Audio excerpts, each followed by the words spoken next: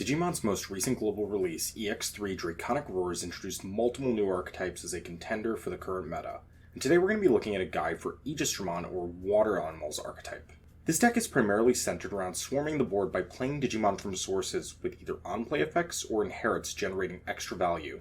The original seeds for this were laying with the Bukamon in BT7, which will be serving as your only egg for the deck. Bukamon offers a memory once per turn when you play a Digimon from one of your Digimon sources. While innocuous, it can help to extend your plays just a bit further, which is important for tempo in a deck like Aegisdramon. For level 3s, there are two clear 4-ofs. The first being Crabmon, who grants jamming to one of your Digimon on play, and mind you, this is just on play, not specifically from a source. However, if he's played from a source, you can tuck a level 5 or lower Digimon under the Digimon it was played from. In a deck with no means of buffing DP, this is a critical effect to not just have your higher level creatures die in security, and the additional tuck can allow you to keep building sources to play. The next best rookie is the BT7 Gomamon, who draws 2 when played from a source. In a deck that is always looking to be up on cards, he's important to not leave your hand dry. You're going to want to play 4 of each. When filling out the rookies, there's a few options. The BT1 Gabumon, who draws 1 on play, can act as a 5th or 6th Gomamon effect. There's also the Star Deck Dracomon, who searches off the top for Dramon named Digimon, which encompasses your Seedramon and Aegisdramon. Finally, there's Madoki Betamon, who offers a memory floodgate. While any good blue rookie is viable, the ones I've covered are the ones that I think will work best with the deck's goals. For champions, we have a successor to Crabmon, Epidramon, who when played from sources grants blocker to one of your blue Digimon in play, and then if played from sources, you can unsuspend that Digimon. Now, if you already have the jamming from Crabmon, this allows you to poke again, or if you simply want to unsuspend that Digimon, then utilize the blocker defensively. Both are good options. Aegisdramon also critically possesses the Dramon surname, which works in tandem with Dracomon. Past that, there's Samaramon, who offers Armor Purge and the ability to strip one source from an opponent's Digimon, then reduce a Digimon with no source's DP by 3000. While the 3D Evo is prohibitive, and he doesn't do much when played from sources, 1 or 2 can be useful for clearing floodgates or rookies. Next is Tobiumon, a 3-to-play 1-to-Evo vanilla. His play costs setting up Jokerous plays, and low evolution good to turbo up to your level 5 or 6. However, there's an alternative to Tobiumon in Seedramon, who possesses 1000 more DP, but Evos for 2 instead of 1. Seedramon, however, comes with the important Dramon naming, which is good if you're on Dracomon, and there's going to be some light Seedramon tribal in BT11 we'll be talking about. Continuing with level 4s, there are a pair of Ikakumon, the EX01 being able to swing on Digimon with no sources, which is another good way to clear up excess bodies from board. Then there's the BT2 Ikakumon, who grants the inherit of being able to strip one source from the top of your opponent's Digimon. This effect works well with Sorai and can clear away valuable inherits in the level 5 slot, while ducking X Antibodies protection clause. Finally, you'll want to be on at least one hybrid, preferably Kumamon, just to have another option close out games. As we get to level 5, options thin out, the best being Mega Seedramon from EX03. On attack, he plays a level 3 or lower from one of your Digimon sources and gains the same ability in his inherits. With Crabmon, he can swing safely right after evolution. This allows you to poke while also generating bodies on board. He's another mandatory 4-of.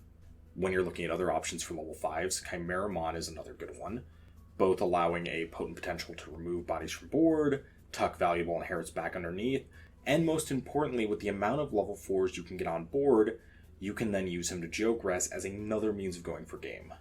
Waymon is another consideration, who lets you play a level 3 when he's played, then tuck any blue Digimon back and underneath, but in testing I found him underwhelming, without anywhere near the potency of Mega Seedramon or the full kill potential of Chimeramon. Another option is Piranhamon, who is an aquatic Digimon with Rush, as discussed with both Chimeramon and our hybrid, just another way to close out game. Finally, there's the BT1 Zudomon, who on play lets you draw 2, and grants an inherit to gain a memory when attacking if your opponent's Digimon has no sources, and with the strip potential of the deck, that may just go far enough. For Megas, we received Plesiomon, who on Digivolve lets you play a level 3 Digimon or a level 4 with the aquatic or sea animal traits from one of your Digimon sources, then lets you tuck any blue Digimon underneath afterwards. That ability to tuck anything is important, as he also possesses the inherit that when you play a blue Digimon from a source, you can return a Digimon of the same level to the bottom of your opponent's deck. The ability to spin to the bottom of the deck is the most powerful type of removal in Digimon, and while the level needs to be exact, this can definitely serve as a potential problem solver and makes Plesiomon another 4 of the list. Going with him is Metal Aegisdramon, who was once considered one of the worst cards in the game, with 11 play cost and the on-play ability to return up to 2 of your opponent's level 4 or lower Digimon to hand, and who is also unblockable by Digimon with no sources. He's been upgraded to a 2 or 3 of thanks to the face boss monster of the deck. Now, while I'm reading out the effects of Aegisdramon, understand that he does come with some pretty hefty errata. You can check this on the DigimonWorld.com site. On Digivolve, you may play level 3 blue Digimon from source or any level Digimon with Aegisdramon, Aqua, or Sea Animal in its traits. Furthermore, on your opponent's turn, when they play a Digimon card, you can reactivate one of his on-Digivolution effects once per turn. In a meta so heavy on playing Digimon out, he serves as a stacks piece to reduce the tempo they can achieve, and considering he's level 7, is a perfect number at around 3 copies. Furthermore, if going on top of the Plesiomon Inherit, playing out any of those Digimon within those specific traits will allow you to do some serious spinning of your opponent's Digimon back to the bottom of the deck. And especially if it's happening on their turn, you can dissuade their ability to play out new Digimon. For example, if you were going against Blue Flare and they were to play out their Metal Greymon for Digicross, you could simply send back a Mega Aegisdramon to take their game winner and put it at the bottom of their deck where they will be able to access it more than likely. Moving past Digimon, there are some good options for Tamers, specifically for memory resetters. You either have Davis, who will fetch you a blue Digimon to your hand by looking at the top 3, or TK, who is going to draw you a card when one of your blue Digimon is attacked. Davis is more than likely to guarantee you a card, whereas TK offers more long-term value and is better in multiples. However, he's more easy to play around. This is a discretion choice.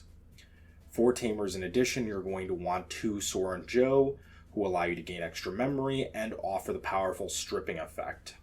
More than likely looking at a 2-and-2 split of each. For memory boost, there's both Howling and Blue Memory Boost, and both of these options are valid. It depends if you want to generate hand advantage or if you want the potential to stun your opponent. This is another judgment call where you should look at the amount of X antibody decks in your meta, as Howling is more likely to whiff if they have that X antibody option. In defensive utility, you have cards such as Sorai and Ice Wall, which can help to stall out the game, buying you more time for your mid-range strategy, and Sorai's valuable ability to strip from the top, not the bottom. In the same vein as Ice Wall and security, there's Hammer Spark, which, while able to steal the turn back from some of these OTK decks, also offers you some play extension. For outright removal, there's Plasma Detector Launcher, Raddle Star, and Cocytus Breath, which all offer additional hard bounce effects, with their own individual limitations in memory, range of target, or high roll effects. As things currently stand, I find Plasma Decker to be the best, but it's another case of judgment call of what you want, or if you even want them at all. Moving to the future of BT11, Water Animals doesn't look to get much. The best thing being Gordos Games, who on Digivolve lets you play a blue or purple level 3 Digimon from sources, while granting another memory gain and inherit if you play Digimon from sources like the Bukamon egg. On a less interesting note is Penguinmon, who on play lets you place a blue level 3 aquatic or sea animal card underneath him to draw 1. Being conditional and vulnerable on board, I wouldn't want to risk another one of my rookies just to draw 1. Consider him worse than the BT1 Gabumon. Finally is the 5 memory option Maelstrom, which lets you Kaiser Nail Digimon. Then if you have a Aegisdramon in play, you can bounce level 4 to your opponent's hand, which may be worth playing depending on how many valuable level 4s there are on board at that time, but at this point I'm not very much impressed. I think the only changes that will be made is putting 2 Warriors Aegisdramon into a final list around that point. Water Animals is most definitely a rogue deck, and also with the potential to be extremely budget friendly. I think it can be deceptively strong, but has some issues being crushed by cards like Crimson Blaze or Death Exmon. However, there's a level of resiliency of the strategy, and on screen you can see my current build for testing. Now, I do fully expect this to change because there are a lot of different cards that are playable within the list. It's going to be a scenario where we're going to need to test it not only against your buddies, but what you think the meta will present either in your locals or moving into something like an Ultimate Cup, Digifest, or any other event. I recommend if you want to try the deck, just pick up the core. The entire thing is less than $10, with the most cost prohibitive pieces being Davis and Blue Memory Boost, which both have budget alternatives. I'd also like to thank Cursed from Team Legion and my buddy Dominic for giving some input for the list that is currently on screen, as well as the contents of the video. Have you been trying the strategy? What do you think of it? Has it done well for you either in matches with friends or at locals? And how did you like the structure of this deck profile? Do you enjoy it more as a sort of guide to the archetype or a primer where if you didn't have knowledge, you can walk away knowing most of the playable cards. All said and done, this is Tepid with Gordos Games. You can find links to our Discord in the description, and as always, stay safe.